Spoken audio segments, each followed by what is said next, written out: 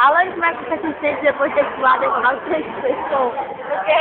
Como é que você se sente depois de ter suado e acabar com seu pescoço? Indignado, porque eu estou suado por sua culpa. Eu quase você gostou do jogo? Não, pois é. Bem mal. Eu não consigo mais correr. Vai, faça perguntas. Como você se sente sobre isso? Cara, eu estou cansada, suada, bem Mas fica. você marcou o seu gol? Marquei. E você vai continuar seus vídeos no YouTube? Claro, por que não? O próximo vídeo agora vai ter um agradecimento ao meu fã. Você pode fazer um para mim?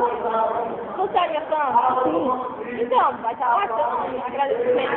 Ah, muito obrigada. E hoje conversamos com mais uma geografia.